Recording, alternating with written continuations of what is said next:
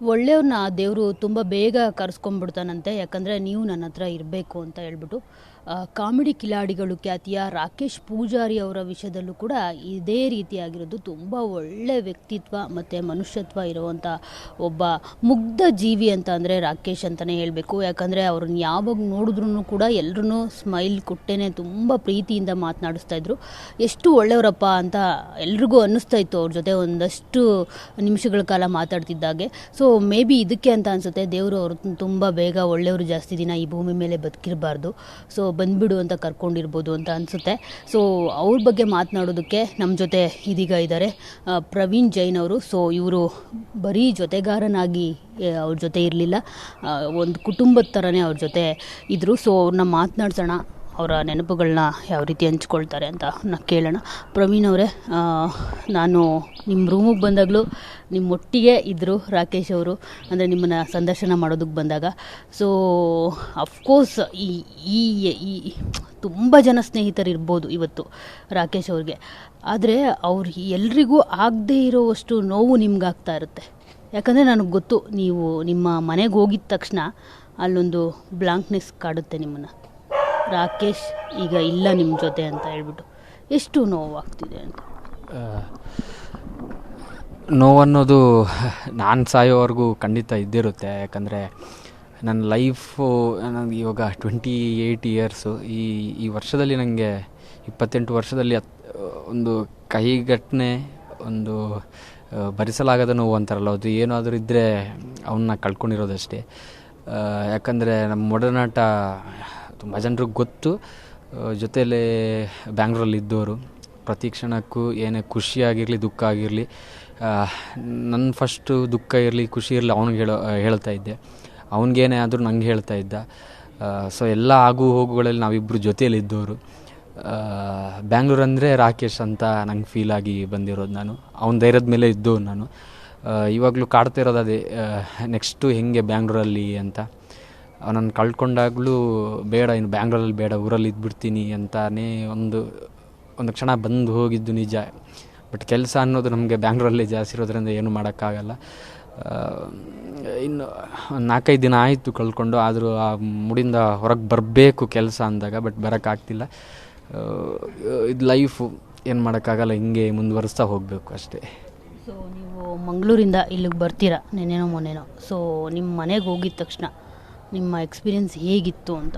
Because ಇಬ್ಬರು ಒಟ್ಟಿಗೆ ಬರ್ತಿದ್ರಿ ಅಂತ ಅನಿಸುತ್ತೆ ಕೆಲವೊಮ್ಮೆ. ಹೌದು, ನಾವು ಅವನ ಕಾರ್ಯ ಮುಗಿಸ್ಕೊಂಡೆಲ್ಲ ನೆಕ್ಸ್ಟ್ ಡೇನೇ ಬರಬೇಕಿತ್ತು.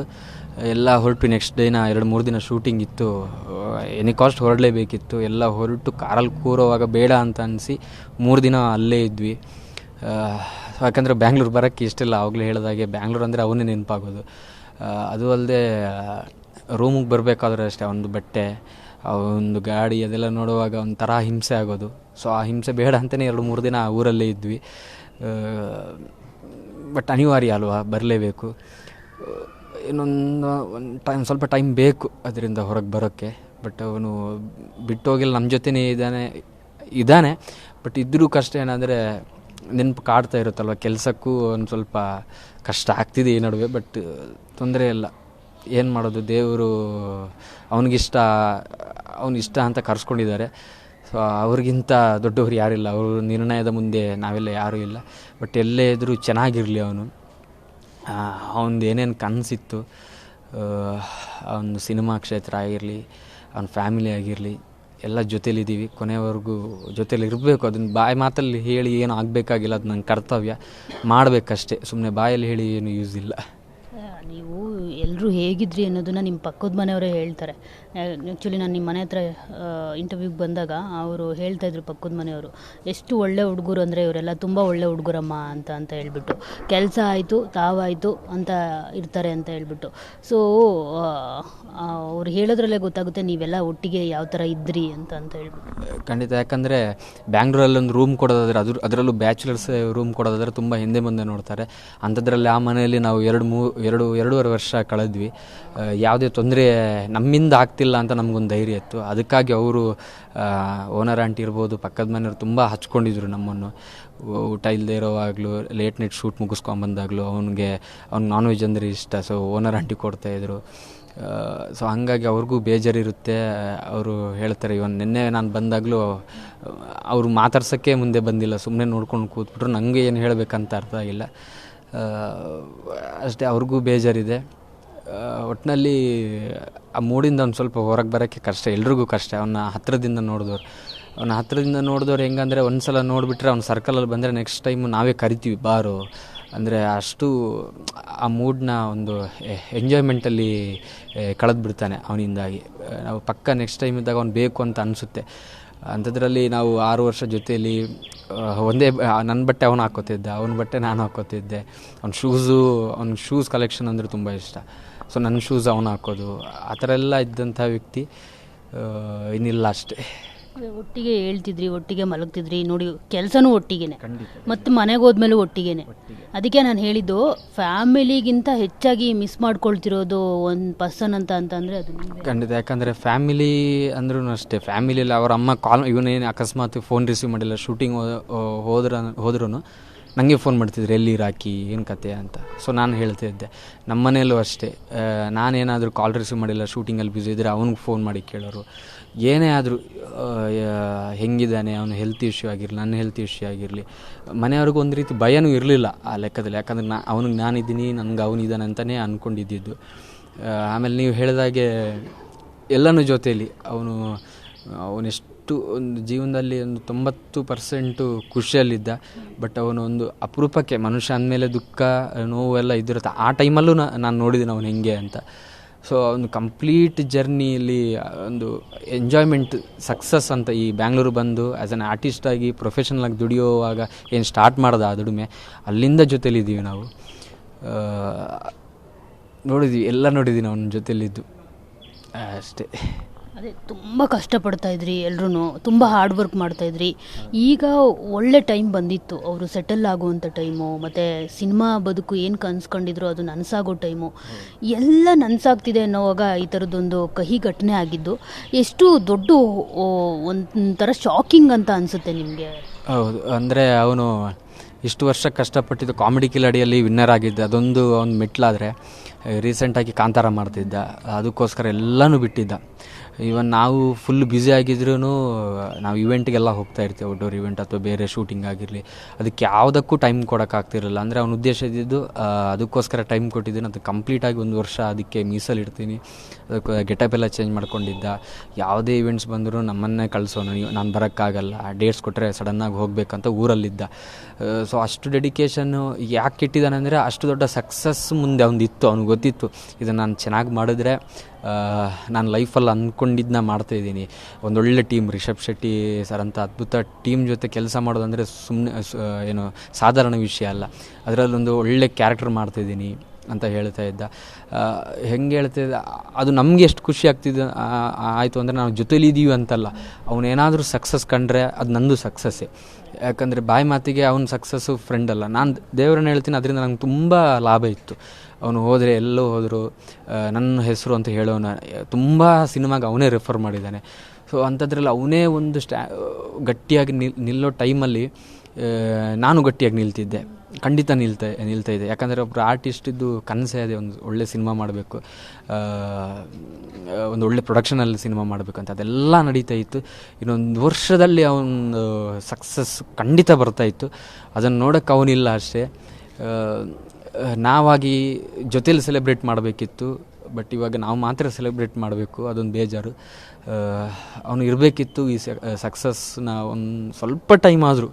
ನಾನು ಮೊನ್ನೆ ದೇವ್ರ ಹತ್ರ ಸುಮ್ಮನೆ ಕೂರುವಾಗ ಅದೇ ಹೇಳ್ತಿದ್ದೆ, ಒಂದು ಸ್ವಲ್ಪ ಟೈಮ್ ಆದರೂ ಅವನ್ನ ಇರಿಸ್ಬೇಕಿತ್ತು, ಸಕ್ಸಸ್ ನೋಡಿ ಅದನ್ನು ಅನುಭವಿಸಿ ಹೋಗಬೇಕಿತ್ತು ಅಂತ. ಯಾಕಂದರೆ ಆ ಸಕ್ಸಸ್ಗೋಸ್ಕರ ತುಂಬ ಶ್ರಮಪಟ್ಟಿದ್ದ, ತುಂಬ ಅಂದರೆ ತುಂಬ. ಯಾಕಂದರೆ ಫಸ್ಟು ಸಣ್ಣ ಆಗಬೇಕು ಅಂತ ಹೇಳಿದರು, ಸಣ್ಣ ಆಗಿದ್ದ.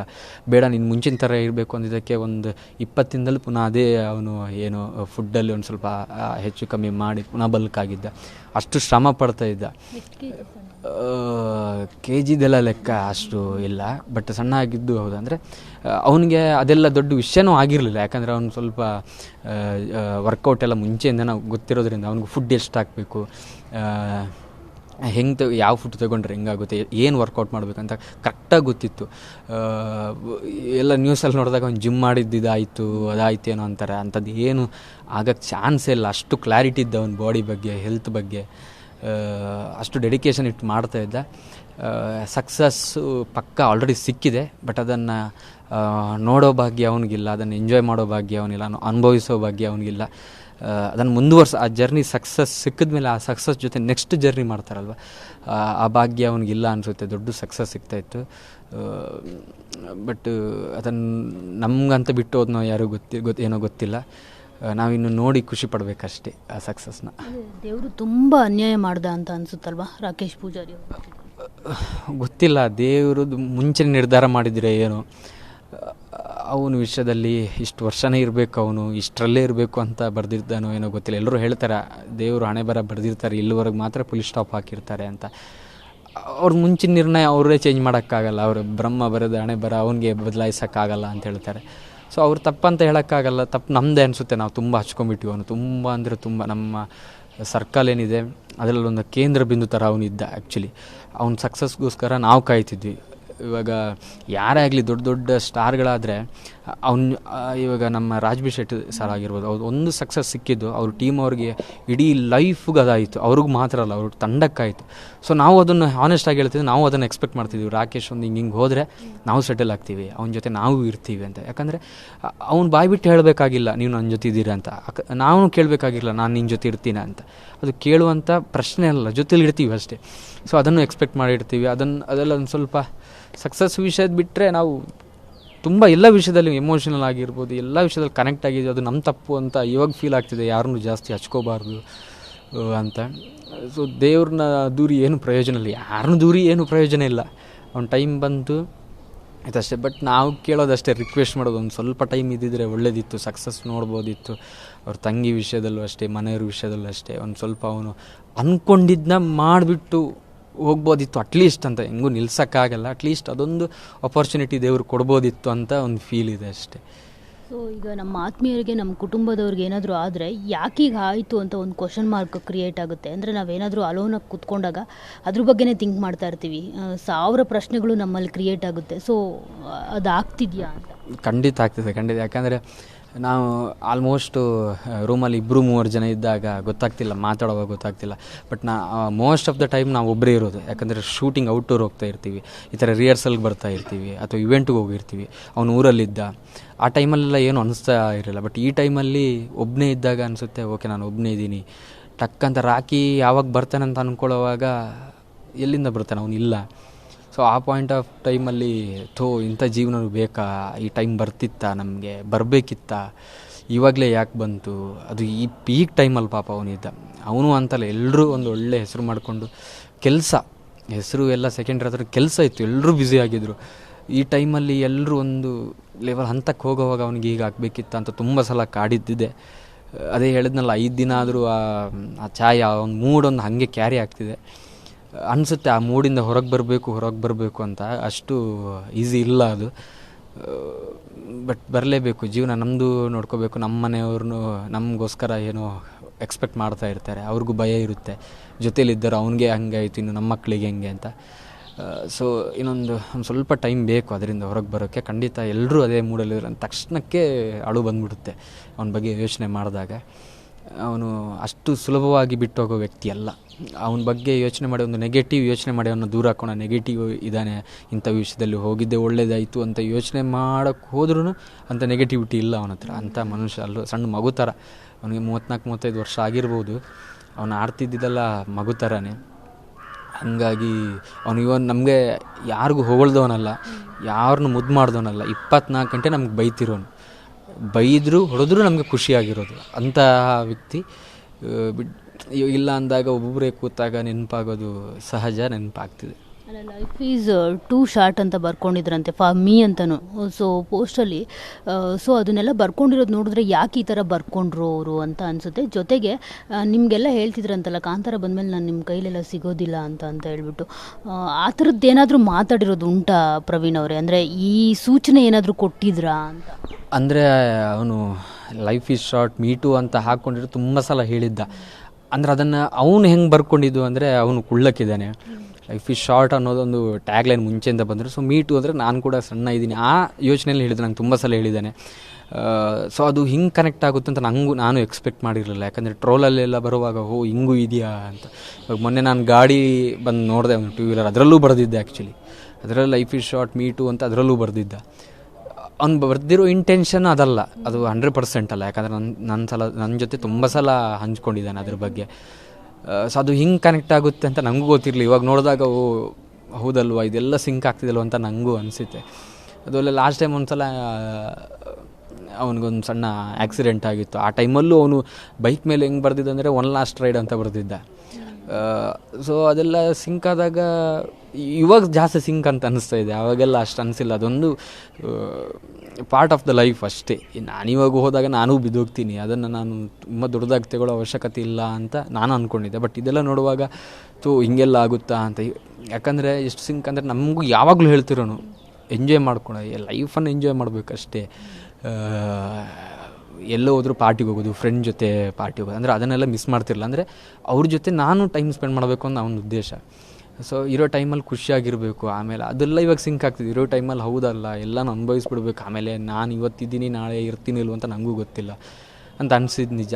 ಅದಾದಮೇಲೆ ಅವನು ಕಾಂತಾರ ಸಿಕ್ಕಿದ ಮೇಲೆ ನಮ್ಮ ಜೊತೆಲೆ ಇವೆಂಟಿಗೆಲ್ಲ ಬರ್ತಿದ್ದಲ್ಲ. ಅವನು ಹೇಳ್ತಿದ್ದ, ನನ್ನ ಪೇಮೆಂಟ್ ಹಿಂಗಿರಲ್ಲ, ನನ್ನ ಪೇಮೆಂಟ್ ಹೆಚ್ಚಿರುತ್ತೆ, ನಿಮ್ಮ ಜೊತೆಲ್ಲ ಬರೋಕ್ಕಾಗಲ್ಲ, ಜಾಸ್ತಿ ಕೊಟ್ಟರೆ ಮಾತ್ರ ಬರೋದು ಅಂತ ತಮಾಷಾಗೆ ಹೇಳ್ತಿದ್ದ. ನಾವು ಬಾರೋ ಮಾಡೋಣ ಅಂತ ಹೇಳ್ತಿದ್ವಿ. ಇವನ್ ನಾವು ರೂಮಲ್ಲಿದ್ದಾಗಲೂ ಅಷ್ಟೇ, ಇವಾಗ 2 BHK ಇದೆಯೋ ಕೂಡ, ನೆಕ್ಸ್ಟ್ ನೋಡು ಫ್ಲ್ಯಾಟ್ ತಗೋತೀನಿ, ಜೊತೇಲಿ ಇರೋದಾ ಅಂತೆಲ್ಲ ಹೇಳ್ತಾ ಇದ್ದ. ಅವ್ನು ಪಕ್ಕ ಮಾಡ್ತಿದ್ದ ಅದೆಲ್ಲ, ನಮ್ಮನ್ನು ಬಿಟ್ಟು ಆಗ್ತಾನೇ ಇರಲಿಲ್ಲ. ಬಟ್ ಅದನ್ನೆಲ್ಲ ನೆನೆಸ್ಕೊಳ್ಳುವಾಗ ಇವಾಗ ಹೆಂಗೆ ಸಿಂಕ್ ಆಗ್ತಿದೆ, ಅದನ್ನೊಂದು ಮಾಡಿಬಿಟ್ಟೆಲ್ಲ ಹೋಗ್ಬೋದಿತ್ತಲ್ಲ ಅಂತ ಅನ್ನಿಸ್ತಾ ಇದೆ ಅಷ್ಟೇ. ಸೊ ಇಷ್ಟು ಅಂದರೆ ಡೆಡಿಕೇಶನ್ ಅಷ್ಟು ಹೇಳಿದ್ರಿ ನೀವು, ಸಣ್ಣ ಆಗಿದ್ರು ಮತ್ತು ದಪ್ಪ ಆದರು ಅಂತ. ಅಷ್ಟು ಸಿನಿಮಾ ಮೇಲೆ ಪ್ರೀತಿ ಇಟ್ಕೊಂಡಿದ್ದ ವ್ಯಕ್ತಿಗೆ ಸೊ ಆ ಸಿನಿಮಾ ಟೀಮಿಂದ ಗೌರವ ಕೊಟ್ಟರು ಅಂತ ನಿಮಗೆ ಅನಿಸುತ್ತಾ? ಅಂದರೆ ಅವರು ಸತ್ತಿದ್ದ ದಿನ ಅದು ಬಗ್ಗೆ ತುಂಬಾ ಅಂದರೆ ಲೈಕ್ ಆಕ್ರೋಶಗಳು ವ್ಯಕ್ತ ಆಗ್ತಿದೆ, ಮತ್ತು ಅವರು ನಡೆ ಸರಿಯಲ್ಲ ಸಿನಿಮಾ ಟೀಮ್ದು ಅಂತ ತುಂಬಾ ಕೇಳಿ ಬರ್ತಿದೆ ಸೋಷಿಯಲ್ ಮೀಡಿಯಾಗಳಲ್ಲಿ. ಮತ್ತು ಹಿತೇಶ್ ಅವರು ಕೂಡ ಹಾಕ್ಕೊಂಡಿದ್ರು. ಅಫ್ಕೋರ್ಸ್ ಈ ಥರದ ಘಟನೆ ಆದಾಗ ಹೌದು ಅದು ತಪ್ಪಲ್ವಾ ಅಂತಲೇ ಅನಿಸೋದು ಎಲ್ಲರಿಗೂ ಸಹಜ ಅದು. ಸೊ ಏನು ಹೇಳ್ತೀರಾ ಪ್ರವೀಣ್? ಫಸ್ಟ್ ಆಫ್ ಆಲ್ ಅವನು ತೀರ್ಕೊಡೋ ದಿನ ಇದು ಯಾವುದು ತಲೆಗೆ ಬಂದಿಲ್ಲ, ಯಾರಿಗೂ ಬರೋದು ಇಲ್ಲ. ನನಗಂತೂ ಇವಾಗಲೂ ಅನ್ನಿಸ್ತಾ ಇಲ್ಲ, ನಾನು ಆನೆಸ್ಟಾಗಿ ಹೇಳಬೇಕಾದ್ರೆ ಅದೆಲ್ಲ ವಿಷಯನ ಅಲ್ವಾ ಅಂತ ಅನ್ನಿಸ್ತಾ ಇದೆ. ಯಾಕಂದರೆ ಅವ್ರು ಬಂದಿದ್ದರೆ ಅವ್ನು ರಿಟರ್ನ್ ಬರೋದಾದರೆ ನಾನೇ ಹೇಳ್ತಿದ್ದೆ ಬರಬೇಕಿತ್ತು ಅಂತ. ಅವನು ಅಷ್ಟು ಡೆಡಿಕೇಶನ್ ಇಟ್ಟು ಸಿನಿಮಾ ಮಾಡ್ದ ಒಂದು ವರ್ಕ್, ಅದು ಅವನು ವರ್ಕು. ಅವ್ರು ಮಾಡಿದ್ದಕ್ಕೆ ಗೊತ್ತಿಲ್ಲ, ನಾನು ಮಾತಾಡ್ತಿರೋದು ಇವಾಗ ತಪ್ಪ ಸತ್ಯನ ನಂಗೆ ಗೊತ್ತಿಲ್ಲ. ನಂಗೆ ಅನಿಸಿದ್ದು ಒಂದೇ, ನಂಗೆ ರಾಕಿ ಹತ್ತಿರ, ಎಲ್ರಿಗೂ ಹತ್ತಿರ ಆಗಬೇಕಂತಿಲ್ಲ, ಕೆಲಸ ಅಂತ ನೋಡಿಕೊಂಡ್ರೆ ಏನೋ ಗೊತ್ತಿಲ್ಲ, ಅವ್ರು ಯಾವ ಭಾವನೆಯಿಂದ ಬಂದಿಲ್ವೋ ಅಂತ ಗೊತ್ತಿಲ್ಲ. ಈ ಟ್ರೋಲ್ ಪೇಜಸಲ್ಲಿ ಆಮೇಲೆ ಮೀಡಿಯಾದಲ್ಲಿ ನೋಡುವಾಗ ಒಂದು ಸಲ ಸರ್ಗೆ ಬರ್ಬೋದಿತ್ತಲ್ವ ಅಂತ ನನಗೂ ಅನಿಸಿದ್ದು ಹೌದು. ಇನ್ನೊಂದು ಪಾಯಿಂಟ್ ಆಫ್ ವ್ಯೂಲ್ಲಿ ಏನಂದರೆ ಅವ್ರು ಏನು ಯೋಚನೆಯಿಂದ ಬಂದಿಲ್ವೋ, ಅಥವಾ ಯಾವ ಸಿಚುವೇಶನಲ್ಲಿ ಅವರಿದ್ದರು, ಅವ್ರು ಏನು ಅಂದ್ಕೊಂಡ್ರು, ಅದು ನಂಗೆ ದೇವರನ್ನ ಗೊತ್ತಿಲ್ಲ. ಅದು ಗೊತ್ತಿದ್ದರೆ ನಾನು ಹೇಳ್ತಿದ್ದೆ ಅವ್ರು ಬರಬೇಕಿತ್ತು ಅಥವಾ ಬರಬಾರ್ದಿತ್ತು ಅಂತ ನಾನು ಹೇಳ್ತಾ ಇದ್ದೆ. ಅವನು ಸಿನಿಮಾನ ಹೆಂಗೆ ಪ್ರೀತಿ ಮಾಡ್ತಿದ್ದ ಅಂದರೆ, ಶೂಟ್ ಆದಮೇಲೆ ನಾನೇ ಕೇಳೋಣ ಹೆಂಗೆ ನಡೀತು ಅಂತ, ಅಷ್ಟು ಹೊಗಳ್ತಿದ್ದ ಸರ್ನ. ರಿಷಬ್ ಸರ್ ಆಗಿರಲಿ, ಅಲ್ಲಿ ಇರುವಂಥ ಸನಿಲ್ ಗುರು ಅಂತಿದ್ದಾರೆ, ಅವ್ರನ್ನ ಆಗಿರಲಿ, ಡೈರೆಕ್ಷನ್ ಟೀಮ್ನ ಆಗಿರಲಿ, ಅವರೊಂದು ಸೀನ್ ಕ್ರಿಯೇಟ್ ಮಾಡುವಾಗ ಹೆಂಗೆಲ್ಲ ಮಾಡ್ತಿದ್ರು, ಸೀನ್ ಆದಮೇಲೆ ಬಂದು ಅದ್ರ ಬಗ್ಗೆ ಏನು ಹೇಳ್ತಿದ್ರು, ಪಾಸಿಟಿವ್ ರೆಸ್ಪಾನ್ಸ್ ಇತ್ತಂತೆ. ಇವನು ಮಾಡ್ತಿರುವ ಸೀನ್ ಬಗ್ಗೆ ಪ್ರತಿಯೊಂದು ಬಗ್ಗೆನೂ ಅವ್ರು ಹೇಳ್ತಿರು. ಯಾಕಂದರೆ ಅಂಥ ದೊಡ್ಡ ನಿರ್ದೇಶಕರು ಹೊಗಳ್ಬೇಕಾದ್ರೆ ಸುಮ್ಮನೆ ಹೊಗಳಲ್ಲ. ಯಾಕಂದರೆ ನಾನು ಒಬ್ಬ ಆರ್ಟಿಸ್ಟಾಗಿ ಅವ್ರನ್ನ ಎಲ್ಲಿ ನೋಡ್ತಿದ್ದೀನಿ ಅಂತ ನನಗೂ ಗೊತ್ತು. ಇವನ್ ನನಗೂ ಇಷ್ಟ ಅಂಥ ಟೀಮ್ ಜೊತೆ ವರ್ಕ್ ಮಾಡೋಕ್ಕೆ. ಅವ್ರು ಬಂದು ಹೊಗಳಲ್ಲ, ಇವನು ಹೊಗಳ್ತಿದ್ರಂತೆ, ಸಪ್ರೇಟಾಗಿ ಮನೆ ಬಗ್ಗೆ ವಿಚಾರಿಸ್ತಿದ್ರಂತೆ. ಇವನು ಅವ್ರ ಮೇಲೆ ತುಂಬ ರೆಸ್ಪೆಕ್ಟ್ ಇಟ್ಟಿದ್ದ, ಅದು ನನಗೆ 100% ಗೊತ್ತು. ಸೊ ಅಂಥ ಟೈಮಲ್ಲಿ ಈಗೇನು ಬರ್ತಾ ಇದೆ ಅದನ್ನ ಬಾಯ್ಕಟ್ ಮಾಡಬೇಕು ಅಂತಲೂ ನೋಡಿದೆ ನಾನು. ಸಿನಿಮಾ ಬಾಯ್ಕಟ್ ಮಾಡಬೇಕು, ಆಮೇಲೆ ರಿಷಬ್ ಸರ್ ಹಂಗೆ ಮಾಡಿದ್ರು ಬರಬೇಕಿತ್ತು ಅಂತ. ಅದು ಅವ್ರಿಗೆ ಬಿಟ್ಟಿದ್ದು, ಅದನ್ನು ನಾವು ಕೇಳಿ ತರಿಸುವಂಥದ್ದಲ್ಲ, ಅಥವಾ ನಾವು ಬಾಯ್ಕಟ್ ಮಾಡಿ ಏನು ಯೂಸು ಅಂತ ನನಗೆ ಗೊತ್ತಿಲ್ಲ. ನಾನು ಇವಾಗಲೂ ಹೇಳ್ತಿರೋದು, ನಾನು ಮಾತಾಡ್ತಿರೋದು ತಪ್ಪ ನನಗೆ ಇವಾಗಲೂ ಗೊತ್ತಿಲ್ಲ. ಅವ್ನು ಕನಸದು ಕಾಂತಾರ, ಅದನ್ನು ಬಾಯ್ಕಟ್ ಮಾಡಿ ನಾವೇನು ಸಾಧನೆ ಮಾಡೋಕ್ಕೆ ಹೊರಟಿದ್ದೀವಿ ಅಂತ ನನಗೊಂದು ಅನ್ನಿಸ್ತಾ ಇದೆ. ಅದಾದಮೇಲೆ ಟೀಮಿಂದ ಬಂದಿದ್ದಾರೆ ಅಂತ ನ್ಯೂಸ್ ಬಂದಿದೆ. ಅಂದರೆ ನಂಗೆ ಅವ್ರ ಪರಿಚಯ ಇಲ್ಲ ಟೀಮಿಂದ. ಹೌದು, ಅವ್ರು ಬಂದಿದ್ದಾರೆ ಅಂತೆ, ನಂಗೆ ಅವ್ರ ಮುಖತಃ ಪರಿಚಯ ಇಲ್ಲ. ಅಷ್ಟೆಲ್ಲ ಇದ್ದಿದ್ರೆ ಅವ್ರನ್ನೂ ಕಳಿಸ್ತಾ ಇರಲಿಲ್ಲ. ಇವನ್ ಅವತ್ತು ಫೋನ್ ಮಾಡಿ ನಮ್ಮ ಆತ್ಮೀಯ ಗೆಳೆಯನ ಹತ್ರ ಮಾತಾಡಿದ್ದಾರೆ, ಏನೇನು ವಿಷಯ, ನಾನು ಏನಕ್ಕೆ ಬಂದಿಲ್ಲ, ಏನಾಗಿದೆ, ನಾನು ಯಾವಾಗ ಬರ್ತೀನಿ, ಏನಕ್ಕೆ ಬರ್ತೀನಿ ಅಂತ ಎಲ್ಲ ಅವ್ರಿಗೆ ಅಪ್ಡೇಟ್ ಕೊಟ್ಟಿದ್ದಾರೆ. ಅದೇನು ಅಂತ ನನಗೂ ಹೇಳಿಲ್ಲ. ಅವ್ರು ಹಂಗೆ ಹೇಳದಿದ್ದರೆ ಮೀಡಿಯಾ ಮುಂದೆನೇ ಬಂದು ಹೇಳ್ಬೋದಿತ್ತು. ನನ್ನ ಪ್ರಕಾರ ಅವ್ರು ಏನು ಮಾಡ್ತಿದ್ದಾರೆ, ಏನಕ್ಕೆ ಬಂದಿಲ್ಲ ಅಂತ ತೋರಿಸ್ಕೊಳ್ಳೋ ಅವಶ್ಯಕತೆ ಅಥವಾ ಅವ್ರಿಗೆ ಆ ಉದ್ದೇಶ ಇಲ್ಲ ಅನಿಸುತ್ತೆ. ಅವ್ರಿಗೆ ಸಹಾಯ ಮಾಡ್ತಾರೋ ಇಲ್ಲೋ ಗೊತ್ತಿಲ್ಲ. ಆ ಸಹಾಯ ಮಾಡೋದನ್ನು ಕೂಡ ನಾನು ತೋರಿಸೋದು ಬೇಡ ಅಂತ ಅಂದ್ಕೊಂಡಿದ್ದಾರೆ ಅಂತ ನಾನು ಅನ್ಕೋತೀನಿ. ಬಟ್ ಅವ್ರ ಕಡೆಯಿಂದ ಸಂತಾಪ ಏನಿದೆ, ಅವತ್ತೇ ನ್ಯೂಸ್ ಬಂದಿದೆ ಅವರು ಹತ್ರು, ರಿಷಬ್ ಸರ್ ಹತ್ರು ಅಂತ. ಕಣ್ಣೀರಿಗಿಂತ ದೊಡ್ಡದು ಯಾವುದಿಲ್ಲಲ್ಲ ಮೇಡಮ್. ಇವಾಗ ಎಷ್ಟರ ಮಟ್ಟಿಗೆ ಅಂದರೆ ಅವನು ತುಂಬ ಪ್ರೀತಿ ಮಾಡ್ತಿದ್ದಂಥ ಒಬ್ಬರು ತಂಗಿದ್ರು, ಹೆಸರು ಬೇಡ, ಅವರು ತುಂಬ ಬ್ಯಾಂಗ್ಳೂರಲ್ಲೇ ಇರೋದು, ಜೀವಕ್ಕಿಂತ ಜಾಸ್ತಿ ಅವರಿಬ್ಬರು. ಅವರೇ ಬಂದಿಲ್ಲ. ಏನಕ್ಕೆ ಅಂದರೆ ನಂಗೆ ನೋಡೋಕ್ಕಾಗಲ್ಲ ಅಣ್ಣ ಅಂದರು. ನೋಡೋಕ್ಕಾಗಲ್ಲ, ನಂಗೆ ಬರಲ್ಲ, ಸಣ್ಣ ಪಾಪುನಿತ್ತು, ಅದು ಒಂದು ರೀಸನ್. ಆಮೇಲೆ ಹಸ್ಬೆಂಡ್ ಹೊರಗಡೆ ಇದ್ದರೂ ಏನೋ ಸಣ್ಣ ಪಾಪನ ಇಟ್ಕೊಂಡು ಅಷ್ಟು ದೂರ ಜರ್ನಿ ಮಾಡೋಕ್ಕಾಗಲ್ಲ, ನಾನು ಕಾರ್ ಏನಾದರೂ ವ್ಯವಸ್ಥೆ ಮಾಡ್ತೀನಿ ಅಂದಕ್ಕೆ ನಂಗೆ ಬರೋಕ್ಕಾಗಲ್ಲ, ನೋಡೋಕ್ಕಾಗಲ್ಲ ಅಂತ. ಸೊ ಅವ್ರನ್ನೂ ದೊಡ್ಡ ಸ್ಟಾರ್ ಆಗಿದ್ದರೆ ಇದನ್ನು ಅದೇ ರೀತಿ ಬಿಂಬಿಸ್ತಾ ಇದ್ರು ಏನೋ ಗೊತ್ತಿಲ್ಲ, ಅದು ಯಾರಿಗೂ ಗೊತ್ತಿಲ್ಲ, ಮರೆತು ಬಿಟ್ಟರು. ಸೊ ಇದು ಕೆಲಸ ಅಂದಾಗ ಏನಕ್ಕೆ ಹಿಂಗೆ ಗೊತ್ತಿಲ್ಲ, ಅವರು ಮಾತಾಡೋಕ್ಕೆ ವಿಷಯ ಇಲ್ವೋ ಅಥವಾ ಅವರೇ ಮಾತಾಡಿದ್ದು ಸರಿಯಾಗಿರ್ಬೋದು, ನಾನು ಮಾತಾಡೋದು ಸರಿ ಅಂತ ಹೇಳ್ತಾ ಇಲ್ಲ, ನಂದು ತಪ್ಪಾಗಿರ್ಬೋದು. ಬಟ್ ನನ್ನ ಪಾಯಿಂಟ್ ಆಫ್ ವ್ಯೂಯಿಂದ ಹೆಂಗೆ ಕಾಣಿಸ್ತಾ ಇತ್ತು, ಬರಬೇಕಿತ್ತು ಅಂತ ನನಗೂ ಇದೆ. ಬಟ್ ಅವ್ರ ಪಾಯಿಂಟ್ ಆಫ್ ವ್ಯೂಯಿಂದ ಏನಿತ್ತು, ಆ ಸಿಚುವೇಶನ್ ಎಲ್ಲಿದ್ದರು. ಯಾಕೆಂದರೆ ಕಾಂತಾರ ಅನ್ನೋದು ದೊಡ್ಡ ಸಟ್ಟು, ಸಾವಿರಾರು ಜನ ವರ್ಕ್ ಮಾಡ್ತಿರ್ತಾರೆ, ಸಾವಿರಾರು ಜನ ಡೇಟ್ಸ್ ತೊಗೊಂಡಿರ್ತಾರೆ, ಸಾವಿರಾರು ಇನ್ವೆಸ್ಟ್ಮೆಂಟ್ ಹಾಕಿರ್ತಾರೆ. ಸೊ ಅದು ಒಂದು ಅವ್ರಿಗೆ ಏನು ಚಾಲೆಂಜ್ ಆಗಿರ್ಬೋದು, ಇದನ್ನು ಬಿಟ್ಟು ಹೆಂಗೆ ಬರೋದು, ಅದೆಲ್ಲ ಪಾಯಿಂಟ್ ಆಗಿರಲ್ಲ. ಬಟ್ ನಾನು ಯೋಚನೆ ಮಾಡಿರೋದು ತುಂಬ ವರ್ಕ್ ಪ್ರೆಷರ್ ಇರುತ್ತೆ. ಇವಾಗ ನಾವೊಂದು ಪೋರ್ಷನ್ ಮುಗ್ದಿದೆಯಲ್ವ ಅಂತ ನಮಗೂ ಗೊತ್ತಿಲ್ಲ. ಒಂದೊಂದು ಅದ್ಭುತ ಕ್ಯಾರೆಕ್ಟರ್ ಅಂದರೆ ತುಂಬ ಇಂಪಾರ್ಟೆನ್ಸ್ ಇರುತ್ತೆ. ಸೊ ಅದನ್ನು ಹೆಂಗೆ ಮಾಡ್ತಾರೆ, ಅವ್ರು ಹೆಂಗೆ ಬರ್ಡನ್ ಮಾಡ್ತಾರೆ. ಆಲ್ಮೋಸ್ಟ್ ಶೂಟ್ ಆಗ್ತಾ ಬಂದಿದೆ, ಅದ್ರ ಬಗ್ಗೆನೇ ತಲೆ ಕೆಡಿಸ್ಕೊತೀನಿ, ಹೆಂಗೆ ಮಾಡೋದು ಅಂತ ಅವ್ರದ್ದೊಂದು ಇರುತ್ತಲ್ವ. ಸೊ ಅದು ಆಗಿರ್ಬೋದು ಅಂತ ನನ್ನದೊಂದು ಯೋಚನೆ. ಆಗಿರೋಕ್ಕೆ ಚಾನ್ಸ್ ಇಲ್ಲ, ಯಾಕಂದರೆ ದುಡ್ಡಿನ ವಿಷಯ ನೋಡ್ಕೊಂಡು ಇಂಥ ಟೈಮಲ್ಲಿ ಯಾರೂ ಕೂರಲ್ಲ. ಬಟ್ ಅವ್ರದ್ದು ಏನು ಸಮಸ್ಯೆ ಇತ್ತು, ಏನಕ್ಕೆ ಬಂದಿಲ್ಲ ಗೊತ್ತಿಲ್ಲ. ನಾನು ಸುಹಾಸ್ ಅವ್ರನ್ನ ವಿಚಾರಿಸಿದಾಗ ಅವರೇ ಹೇಳಿದರು, ನಾನು ಹೋಗಿದ್ದೆ, ರಿಷಬ್ ಸರ್ ತುಂಬ ಬೇಜಾರು ಮಾಡ್ಕೊಂಡಿದ್ದಾರೆ. ಅವ್ರು ಹೇಳ್ತಾಯಿದ್ರು ರಾಕೇಶ್ ಯಾವತ್ತೂ ಓವರ್ ಆ್ಯಕ್ಟಿಂಗ್ ಮಾಡಿಲ್ಲ, ಅದಕ್ಕೆ ಅವ್ರು ತುಂಬ ಇಷ್ಟಪಡ್ತಾಯಿದ್ರು ರಾಕೇಶ್ನ, ಮತ್ತು ಅಂಥ ಒಳ್ಳೆ ವ್ಯಕ್ತಿತ್ವ ಇರೋ ಹುಡುಗನ ನಾವು ನೋಡೇ ಇಲ್ಲ ಅಂತ ಸುಹಾಸ್ ಅವರೇ ಈ ಮಾತುಗಳನ್ನ ನಮ್ಮ ಜೊತೆ ಹೇಳ್ಕೊಂಡ್ರು.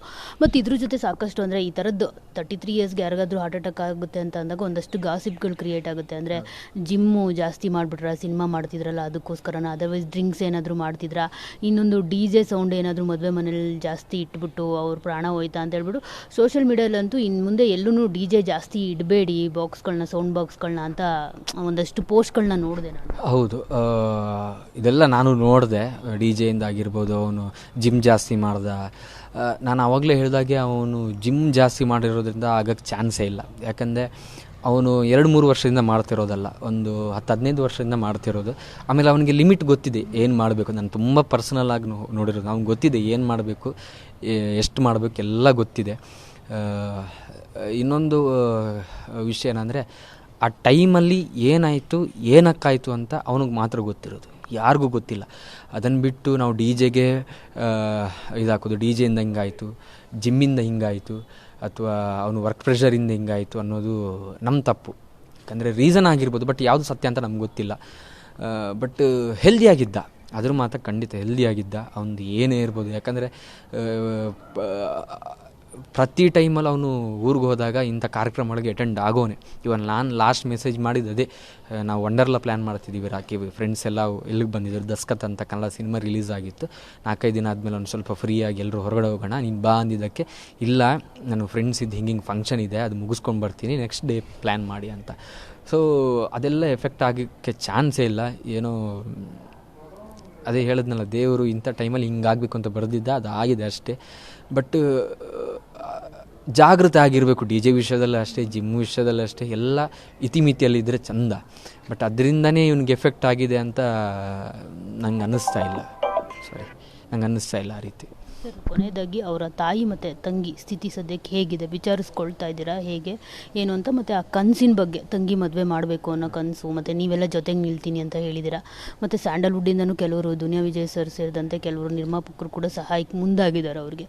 ಸೊ ಅದ್ರ ಟೋಟಲು ಅವ್ರ ತಾಯಿ ಸ್ಥಿತಿ ಪಾಪ ನಮಗೆ ಆಗ್ತಿಲ್ಲ. ಇನ್ನು ತಾಯಿ ಖಂಡಿತವಾಗ್ಲೂ ಅವರು ಒಂದು ಸ್ವಲ್ಪ ಕೊರಗಿದ್ದೇ ಇದೆ. ನಾನು ನಿನ್ನೆ ಕಾಲ್ ಮಾಡಿದಾಗಲೂ ಅಷ್ಟೇ ಊಟ ಮಾಡ್ತಿದ್ದಾರೆ ಅಂತ ಹೇಳಿದ್ರು ಅವ್ರ ತಂಗಿ ಸ್ವಲ್ಪ ಸ್ಟ್ರಾಂಗಾಗಿ ನಿಂತಿದ್ದಾರೆ. ಅಂದರೆ ಅವರೇ ಇರೋದಲ್ವ, ಅವ್ರ ಜೊತೆ ಮಾತಾಡಿದಾಗ ಅವರು ಓಕೆ ಅನಿಸು. ಬಟ್ ಅಮ್ಮ ಒಂದು ಸ್ವಲ್ಪ ಇನ್ನೂ ಆ ಮೂಡಿಂದ ಹೊರಗೆ ಬರೋಕ್ಕೆ ಅವ್ರ ತಂಗಿ ಒಂದು ಸ್ವಲ್ಪ ಸ್ಟ್ರಾಂಗಾಗಿ ಅಂದರೆ ಕರೆಕ್ಟಾಗಿದ್ದಾರೆ, ಅವ್ರನ್ನ ನೋಡ್ಕೋಬೇಕು ಅನ್ನೋ ಉದ್ದೇಶದಿಂದ. ಅದೇ ರೀತಿ ಅಮ್ಮ ಒಂದು ಸ್ವಲ್ಪ ನೆನ್ನೆಯಿಂದೆಲ್ಲ ಊಟ ಮಾಡ್ತಿದ್ದಾರಂತೆ. ಬೇಕು ಅವ್ರಿಗೆ, ಅಂದರೆ ಆಧಾರ ಸ್ತಂಭ ಇದ್ದಿದ್ದೇ ಅವನಲ್ವಾ, ಹಾಗಾಗಿ ಆಮೇಲೆ ಜಾಸ್ತಿ ಪ್ರೀತಿನೂ ಅವನ ಮುಂದೆ. ಅವ್ನು ಹೆಂಗಂದರೆ ಅವ್ರ ತಾಯಿಗಲ್ಲ, ನನ್ನ ಮನೆಗೆ ಬಂದರೂ ನನ್ನ ತಾಯಿ ತುಂಬ ಇಷ್ಟಪಡೋರು. ನನ್ನ ಫ್ರೆಂಡ್ಸ್ ಯಾರೇ ಮನೆಗೆ ಹೋಗಲಿ ಅವನ್ನ ಇಷ್ಟಪಡ್ದಿರೋ ವ್ಯಕ್ತಿನೇ ಇಲ್ಲ. ಇವಾಗ ನಾನು ಹೋಗಿ ನಿಮ್ಮ ಮನೆಗೆ ಬಂದು ನಿಮ್ಮ ಅಮ್ಮನ ಜೊತೆ ಅಮ್ಮ ಹೇಗಿದ್ದಾರೆ ಅಂತ ಮಾತಾಡ್ಸಿದ್ರೆ ಅವ್ರಿಗೊಂದು ಎರಡು ಬೆನ್ನು ಗುದ್ದೆ ಹೆಂಗಿದೆ ಕಣೆ ಅಂತಲೇ ಹೇಳ್ತಿರೋ ಅಂಥ ವ್ಯಕ್ತಿ. ಸೊ ಇವಾಗ ಓಕೆ, ದೇವರು ಆ ಶಕ್ತಿ ಕೊಡ್ತಾನೆ, ಅಂಥ ವ್ಯಕ್ತಿ ಆ ಫ್ಯಾಮಿಲಿ ಜೊತೆ ಇರ್ತಾನೆ ಅಂತ ನಾನು ನಂಬಿದ್ದೀನಿ. ಅದೇ ರೀತಿ ಅವರ ಮಗಳ ಕನಸು ಎಲ್ರಿಗೂ, ಅವನ ತಂಗಿ ಮದುವೆ ಮಾಡಬೇಕು, ಅದು ಯಾವಾಗಲೂ ಹೇಳ್ತಿದ್ದೆ. ಯಾಕಂದರೆ ಅವನು ಕಾಮಿಡಿ ಕಿಲಾಡಿ ವಿನ್ನಿಂಗ್ ಅಮೌಂಟನ್ನು ₹1 ಖರ್ಚು ಮಾಡಿದೆ, ಅದಕ್ಕೋಸ್ಕರ ಇಟ್ಟಿದ್ದು ನಿಜ. ಅದು ಬರೀ ಮದುವೆಗಂತ ಇಟ್ಟಿದ್ದಲ್ಲ, ಅವನು ಮೆಹಂದಿ ಕಾರ್ಯಕ್ರಮ ಮಾತ್ರ ಈ ಅಮೌಂಟ್ ಅಂತ ಇಟ್ಟಿರೋದು. ಮೆಹಂದಿಗೆ ಮಾತ್ರ ಇದು, ನಾನು ಇನ್ನೂ ದುಡಿಯೋದೆಲ್ಲ ನನ್ನ ತಂಗಿ ಮದುವೆ ಅಂತ ಅದ್ದೂರಿಯಾಗಿ ಮಾಡಬೇಕು ಅಂತ ಕನಸು ಕಟ್ಟಿದ್ದ. ಸೊ ಅದು ನಾನು ಮಾಡ್ತೀನಿ ಅಂತ ಹೇಳ್ತಾ ಇಲ್ಲ, ಅದು ನಾನು ಕರ್ತವ್ಯ ಮಾಡಲೇಬೇಕು. ನಾನು ಒಬ್ಬನಿಂದ ಆಗುವಂಥದ್ದಲ್ಲ ಅದು. ಯಾಕಂದರೆ ನಾವು ಎಷ್ಟೇ ಜನ ಬಾಯಿ ಮಾತಲ್ಲಿ ಹೇಳ್ಬೋದು, ಬಟ್ ಅವರು ಅಣ್ಣ ಇಲ್ಲ ಅಂತ ಒಂದು ಕೊರಗಿದ್ದೇ ಇರುತ್ತೆ. ಸೊ ನಮ್ಮ ಫ್ರೆಂಡ್ ಸರ್ಕಲ್ ಏನಿದೆ, ಅವ್ನು ಸಂಪಾದನೆ ಮಾಡಿರೋದು ಅದೇ. ತುಂಬ ಜನ ಅಣ್ಣಂದಿರನ್ನ ಬಿಟ್ಟು ಹೋಗಿದ್ದಾನೆ ಅವಳಿಗೆ. ಸೊ ಎಲ್ಲರೂ ಇದ್ದೀವಿ ಖಂಡಿತವಾಗ್ಲೂ, ಬರೀ ಮದುವೆಗಂತಲ್ಲ. ಮದುವೆ ಅನ್ನೋದು ಕಾರಣ, ನಿಮಿತ್ತ ಮಾತ್ರ. ಅವ್ರ ಲೈಫ್ ಲಾಂಗ್ ಅಣ್ಣಂದಿರಾಗಿ, ಅವರ ಪ್ರೊಟೆಕ್ಟರಾಗಿ, ಅವರ ಸುಖ ಆಗಿರಲಿ ದುಃಖ ಆಗಿರಲಿ ಏನೋ ಒಂದು ವಿಷಯ ಆಗಿರಲಿ, ನಾವು ಜೊತೆಯಲ್ಲಿದ್ದೀವಿ. ಅದು ಹೌದು. ಲಾಕ್ಡೌನ್ ಟೈಮಲ್ಲೇನೋ ಒಂದು ಚಿಕ್ಕಮ್ಮ ಒಂದು ಡೆತ್ ಆಯಿತು. ಆ ಟೈಮಲ್ಲಿ ನಾವು ಇಲ್ಲೇ ಒಂದು ಸೀಸನ್ ಮಾಡ್ತಿದ್ವಿ. ಆ ಟೈಮಲ್ಲಿ ಊರಿಗೆ ಹೋಗಿದ್ದ ಅವ್ನ ಸಣ್ಣ ಮಗು ವಂಶಿ ಅಂತ. ಅವನಿಗೇನು ಅಮ್ಮ ಇಲ್ಲ ಅನ್ನೋ ಕೊರಗು ಬೇಡ ಅಂತ ಮನೆಯಲ್ಲೇ ಕರ್ಕೊಂಡು ಅವರಮ್ಮ ನೋಡ್ಕೊಳ್ಳಿ ಅಂತ ಬಿಡ್ತಿದ್ದೆ. ಎಜುಕೇಷನಲ್ಲೇ ಇವನೇ ನೋಡ್ಕೋತಾ ಇದ್ದ.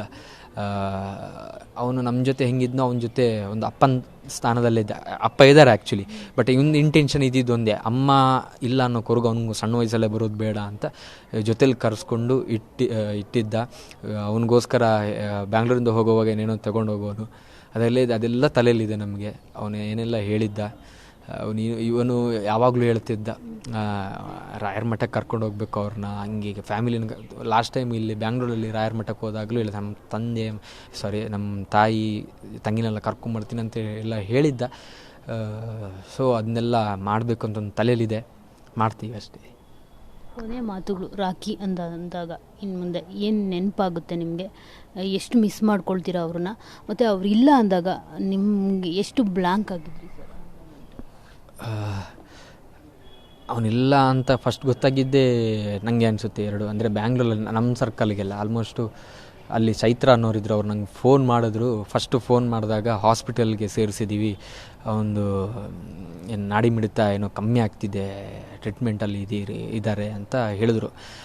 ಸರಿ ಅಂತ ನಾನು ನಮ್ಮ ಫ್ರೆಂಡ್ಸಿಗೆ ಹೇಳಿ, ಆಮೇಲೆ ನೆನಪಾಯ್ತು ಅವ್ರ ನಂಬರ್ ತಗೊಂಡಿಲ್ಲ ಅಂತ. ಫೋನ್ ಮಾಡಿದವ್ರದ್ದು ಕಾಂಟ್ಯಾಕ್ಟ್ ನನ್ನ ಹತ್ರ ಇರಲಿಲ್ಲ, ಇನ್ಸ್ಟಾಗ್ರಾಮಲ್ಲಿ ಫೋನ್ ಮಾಡಿದರು. ನಾನು ನೆಕ್ಸ್ಟ್ ಕಾಲ್ ಮಾಡೋಕ್ಕಂತ ಹೋದೆ, ನಂಬರ್ ತೊಗೊಳಕ್ಕಂತ ಹೋದಾಗ ನೆಟ್ವರ್ಕ್ ಏನೋ ಮಿಸ್ ಆಯ್ತು. ನಾನು ಕಟ್ ಮಾಡಿದೆ. ತಕ್ಷಣ ಅವರು ಫೋನ್ ಮಾಡಿ ಏನೊಂದು ವರ್ಡ್ ಹೇಳಿದ್ರು, ಅದು ನಂಗೆ ಇನ್ನೂ ನೆನಪಿಲ್ಲ ಏನು ಹೇಳಿದ್ರೆ. ಅಲ್ಲೇ ಮೊಬೈಲ್ ಬಿಸಾಕ್ಬಿಟ್ಟು ಏನು ನಡೀತಾ ಇದೆ ಅಂತ ಅನ್ನಿಸ್ತು ಅಷ್ಟೇ. ಆ ಸಿಚುವೇಶನ್ ಹೆಂಗಾಯ್ತು ಅಂತ ನನಗೂ ಗೊತ್ತಿಲ್ಲ, ಅದನ್ನು ನೆನೆಸ್ಕೊಳ್ಳೋಕ್ಕೂ ಇಷ್ಟ ಇಲ್ಲ. ಮುಂಚೆಯಿಂದ ಇರಲಿಲ್ಲ ನನ್ನ ಪ್ರಕಾರ. BP ಲೋ ಇವಾಗ ನನಗೂ ಕೆಲವೊಂದು ಸಲ ಆಗ್ಬೋದು. ನಾವು ಇವೆಂಟಿಗೆಲ್ಲ ಜಾಸ್ತಿ ಹೋಗ್ತಿರ್ತೀವಿ, ನಿದ್ದೆ ಇರಲ್ಲ. ಇವೆಂಟಿಂದ ಬಂದು ಟ್ರಾವೆಲ್ ಮಾಡ್ಕೊಂಡು ನೆಕ್ಸ್ಟ್ ದಿನ ಶೂಟ್ಗೆ ಹೋಗ್ತೀವಿ. ಹಾಗೇನಾದರೂ ಆಗಿ BP ಲೋ ಆಯಿತು, ಅಥವಾ ಊಟ ಮಾಡ್ತಾನೆ ಅವನು. ಆ ಹೆಲ್ತ್ ವಿಷಯದಲ್ಲಿ ಏನು ಅಂಥದ್ದೇನು ಇರಲಿಲ್ಲ. ಆ ಟೈಮಲ್ಲಿ ಸುಸ್ತಾಗಿತ್ತು ಏನೋ ಅಂತ ನಂಗೆ ಫೀಲು. ಸುಸ್ತಾಗಿತ್ತು ಅಂದರೆ ಎರಡು ಫಂಕ್ಷನ್ ಅಟೆಂಡ್ ಆಗಿ ಇನ್ನೊಂದು ಫಂಕ್ಷನ್ಗೆ ಹೋಗಿದ್ದ. ಮುಂಚೆಯಿಂದನೂ ಸುಸ್ತು ಇತ್ತು, ಆದರೂ ಹೋದ್ನೇನೋ, ಫ್ರೆಂಡ್ಸ್ ಫಂಕ್ಷನ್ ಅಲ್ವಾ ಅಂತ ಹೋದ್ನೇನೋ ಗೊತ್ತಿಲ್ಲ. BP ಲೋ ಆಯ್ತಂತೆ ಆ ಟೈಮಲ್ಲಿ. ಆಮೇಲೆ ಹಾರ್ಟಿದ್ದು ಅಂತಾರೆ, ಆಗಿರ್ಬೋದು. ಯಾಕಂದರೆ BP ಲೋವಿಂದ ಅಷ್ಟು ಬೇಗ ಇದಾಗುವಂಥ ಲ್ಯಾಪ್ಸ್ ಆಗುವಂಥ ಇದೆಲ್ಲ. ಅವನು mentally strong, heavy strong, physical strong. 1-2 ಜನನೂ ಹೊಡೆದು ಮಲಗಿಸಿದ ಹಂಗಿದ್ದ ಅವನು. ಪರ್ಸ್ನಲಾಗಿ ನೋಡಿದ್ನಲ್ಲ ಹಂಗಿದ್ದ ಅವನು. ಅಂಥ ವಿಷಯದಲ್ಲಿ ಬಿ ಪಿ ಲೋ ಆಗಿರ್ಬೋದು, ಬಟ್ ಬರೀ ಅದರಿಂದ ಮಾತ್ರ ಹಿಂಗಾಯ್ತು ಅಂತ ಹೇಳೋಕ್ಕಾಗಲ್ಲ. ಎಲ್ಲ ಆ ಟೈಮು ಅನಿಸುತ್ತೆ ಅಷ್ಟೇ, ಬೇರೆ ಏನಿಲ್ಲ. ಏನಿಲ್ಲ, ಎಲ್ಲ ಕಡೆಯಿಂದ ಹೌದು, ಎಲ್ಲ ಕಡೆಯಿಂದ ಬರ್ತಾ ಇದೆ. ನಮಗೂ ಬೇಜಾರಾಯಿತು ಅಂತ ತನ್ನ ಫ್ಯಾಮಿಲಿ ಥರನೇ ಟ್ರೀಟ್ ಮಾಡಿದ್ರು ಎಲ್ಲರೂ. ಅದೊಂದು ಖುಷಿನೂ ಇದೆ, ಬೇಜಾರು ಇದೆ. ಇಂಥ ವಿಷಯಕ್ಕೆ ಬರಬೇಕಿತ್ತು ಎಲ್ಲ ಫ್ಯಾನ್ಸು. ನಾವು ಏನು ಎಕ್ಸ್ಪೆಕ್ಟ್ ಮಾಡಿದ್ವಿ, ಕಾಂತಾರದಲ್ಲಿ ಅಷ್ಟು ದೊಡ್ಡ ಕಟೌಟ್ ನಿಲ್ಲಿಸಿ ನಾನೇ ಹೇಳಿದ್ದೆ, ತಮಾಷೆಯಾಗಿ ಹೇಳಿದ್ನೋ ಅಥವಾ ಸುಮ್ಮನೆ ಫ್ರೆಂಡಾಗಿ ಹೇಳಿದ್ನೋ ಗೊತ್ತಿಲ್ಲ, ಬಟ್ ಅದೆಲ್ಲ ಹೇಳಿದ್ದು ಇನ್ನೂ ನೆನಪಿದೆ. ಆ ಟೈಮಲ್ಲಿ ನಾವು ಎಲ್ಲರೂ ಅಭಿಮಾನಿ ಆಗ್ತಾರೆ, ಎಲ್ಲರೂ ಕರೆಸೋಣ ಅಂತೇಳಿ ಹೇಳಿದ್ವಿ. ಬಟ್ ಈ ಟೈಮಲ್ಲಿ ಎಲ್ಲ ನೆನೆಸ್ಕೋತಾ ಇದ್ದಾರೆ, ಎಲ್ಲರೂ ಹೇಳ್ತಿದ್ದಾರೆ ನಾವು ಸಹಾಯ ಮಾಡ್ತೀವಿ ಸಹಾಯ ಮಾಡ್ತೀವಿ ಅಂತ. ನಾವು ಕೇಳದೇ ಮುಂದೆ ಬರ್ತಾ ಇದ್ದಾರೆ. ಸೊ ಅವ್ರಿಗೆಲ್ಲ ಥ್ಯಾಂಕ್ ಯು. ಆ ಜೀವ ಏನಂದರೆ ಬೇರೆಯವ್ರ ಹತ್ರ ಎಕ್ಸ್ಪೆಕ್ಟ್ ಮಾಡಿದವನಲ್ಲ. ನನ್ನ ಹತ್ರ ₹1 ತೊಗೊಂಡ್ರೂ ಅದನ್ನು ನಾನು ರಿಟರ್ನ್ ಕೊಡ್ತೀನಿ ಅಂತ ಅವ್ನಿಗೆ ಕೊಡೋವರೆಗೂ ಸಮಾಧಾನ ಇರಲಿಲ್ಲ. ಅಂಥ ಟೈಮಲ್ಲಿ ಒಂದು ಟೈಮ್ ಅನಿಸುತ್ತೆ ದುಡ್ಡು ನಾವು ಕಲೆಕ್ಟ್ ಮಾಡಬೇಕಾ ಅಥವಾ ಕೊಡೋರನ್ನ ನಾವು ಬೇಡ ಅಂತ ಅನ್ಬೇಕಾ ಅಂತ. ಇನ್ನೊಂದು ಟೈಮ್ ಅವ್ರ ಅಮ್ಮ ಮಗಳು ತಂಗಿ ಬಗ್ಗೆ ಯೋಚನೆ ಮಾಡಿದಾಗಲೂ ಅವರು ಇರಲಿ, ಅವನು ಇದ್ದಿದ್ದರೆ ಅವರಿಂದನೇ ಅಲ್ವಾ, ಅಭಿಮಾನಿಗಳಿಂದನೇ ದುಡ್ಡು ಸಂಪಾದನೆ ಮಾಡಬೇಕಿತ್ತು. ಅವರು ನೋಡುವಂಥ ಚಿತ್ರದಿಂದ ಇವನಿಗೆ ಒಂದು ಹೆಸರು ಬಂದು ಅದರಿಂದ ಅಮೌಂಟ್ ಆಗಿ ಮನೆ ಕೊಡಬೇಕಿತ್ತಲ್ವ ಅಂತ. ಸೊ ತುಂಬ ಜನ ಮುಂದಾಗಿದ್ದಾರೆ. ಇನ್ನು ನಾಳೆ ನಾಡಿದ್ರೆ ಅದರ ಅಪ್ಡೇಟ್ ಕೊಡ್ತೀವಿ ನಾವು, ಎಲ್ಲಿಗೆ ಹಾಕಬೇಕು. ಅವ್ರ ಅಮ್ಮನ ಅಕೌಂಟ್ ಎಲ್ಲ ಮಾಡಿದ್ದೀವಿ. ಸೊ ಅದು ಹೇಗೆ ಹಾಕಬೇಕು ಅಂತೆಲ್ಲ ಹೇಳ್ತೀವಿ. ನಿಮ್ಮ ಪ್ರೀತಿ, ಅವನ ಮೇಲೆ ಆಶೀರ್ವಾದ, ಅವ್ರ ಕುಟುಂಬದ ಮೇಲೆ ಅವನ ಮೇಲಿರುವ ಅಭಿಮಾನ ಹೀಗೆ ಇರಲಿ. ಸಾಯೋ ತನಕ ನಮ್ಮ ಜೊತೆ ಅಂತೂ ಇದ್ದಾನೆ, ನಿಮ್ಮ ಜೊತೆಲೂ ಇದ್ದಾನೆ ಅಂತ ಅನ್ಕೋತೀನಿ. ಎಲ್ಲೇ ಇರಲಿ, ಹೇಗೆ ಇರಲಿ, ಅವನು ಖುಷಿಯಾಗಿರಲಿ ಅಷ್ಟೇ. ನಮ್ಮನ್ನೆಲ್ಲ ಇಷ್ಟು ವರ್ಷ ಖುಷಿಯಾಗಿ ಇಟ್ಕೊಂಡು ಅವನು ಖುಷಿಯಾಗಿರಲಿ, ಅವನ ಆತ್ಮ ಖುಷಿಯಾಗಿರಲಿ ಅಷ್ಟೇ. ನೋಡಿದ್ರಲ್ಲ, ಇದಿಷ್ಟು ಪ್ರವೀಣ್ ಜೈನ್ ಅವರ ಮಾತು. ಕ್ಯಾಮ್ರಾ ಪರ್ಸನ್ ಜಗನ್ ಜೊತೆ ಮಂಗಳ ರಾಜಗೋಪಾಲ್, ಟಿವಿ9 ಬೆಂಗಳೂರು.